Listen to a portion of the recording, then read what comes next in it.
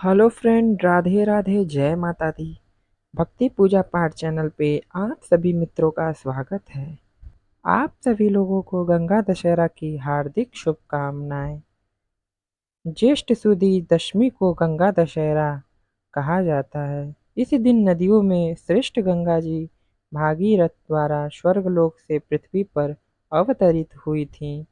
ज्येष्ठ शुक्ल दशमी को सोमवार तथा हस्त नक्षत्र होने पर यह तिथि घोर पापों को नष्ट करने वाली मानी गई है। हस्त नक्षत्र में बुधवार के दिन गंगा अवतरण हुआ था, इसीलिए यह तिथि अधिक महत्वपूर्ण है। इस तिथि में स्नान, दान, तर्पण से 10 पापों का विनाश होता है, इसीलिए इसका नाम दशहरा पड़ा है। प्राचीन काल में अयोध्या में सगर नाम के राजा राज्य करते थे। उनके केशिनी तथा सुमति नामक 2 रानियां थीं। पहली रानी के एक पुत्र असमंजस का उल्लेख मिलता है, परंतु दूसरी रानी सुमति के 60,000 पुत्र थे। एक बार जब राजा सगर अश्वमेध यज्ञ कर रहे थे, उसी समय यज्ञ पूर्ति के लिए एक घोड़ा छोड़ा। इंद्र यज्ञ को भंग करने के लिए उस घोड़े को चुराकर कपिल मुनि के आश्रम में बांध आए। राजा ने उसे खोजने के लिए 60,000 पुत्रों को भेजा। खोजते खोजते वे कपिल मुनि के आश्रम में पहुंचे तथा समाधिस्थ मुनि के क्रोधाग्नि में जलकर भस्म हो गए। अपने पितृ चरणों को खोजता हुआ अंशुमान जब मुनि आश्रम में पहुंचा तो महात्मा गरुड़ ने भस्म होने का समूचा वृतांत बताया। गरुड़ जी ने यह भी बताया कि यदि इन सब की मुक्ति चाहते हो तो गंगा जी को स्वर्ग से धरती पर लाना पड़ेगा। इस समय अश्व को ले जाकर अपने पितामह के यज्ञ को पूर्ण कराओ, इसके बाद यह कार्य करना।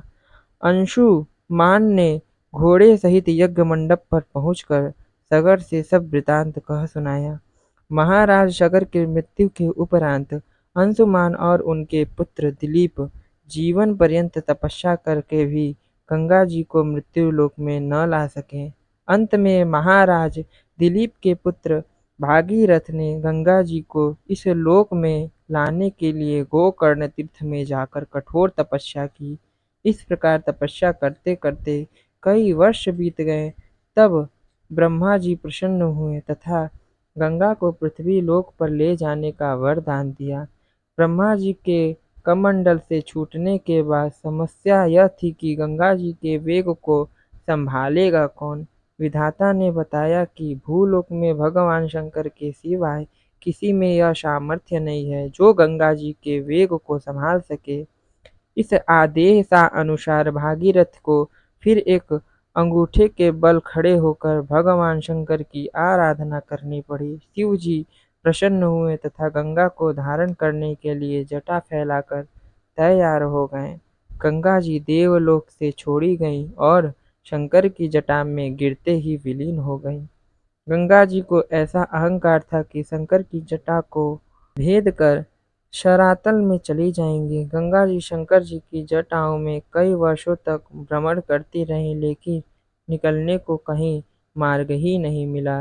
भागीरथ के पुनः अनुनय विनय करने पर नंदीश्वर ने प्रसन्न होकर हिमालय में ब्रह्मा जी द्वारा निर्मित बिंदुसार में गंगा को छोड़ा। उस समय उनकी 7 धाराएं हो गईं। आगे आगे भागीरथ दिव्य रथ पर चल रहे थे, पीछे पीछे 7वीं धारा गंगा जी की। धरातल पर गंगा जी के आते ही हाहाकार मच गया।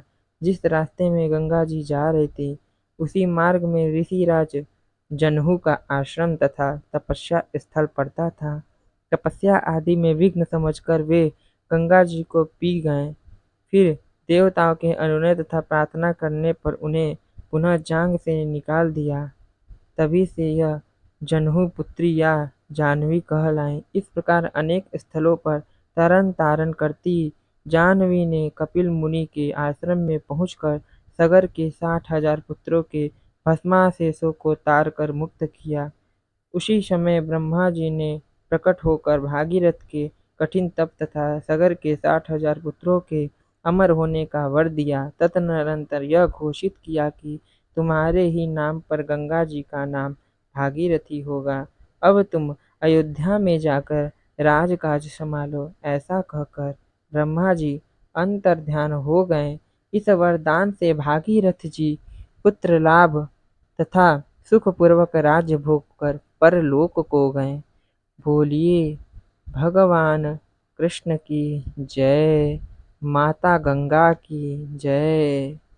यदि वीडियो पसंद आई हो तो हमारे चैनल को सब्सक्राइब करें और बेल आइकन को प्रेस कर दें ताकि आने वाली जितनी भी व्रत कथाएं हों वह आप तक पहुँचे। जय माँ गंगा।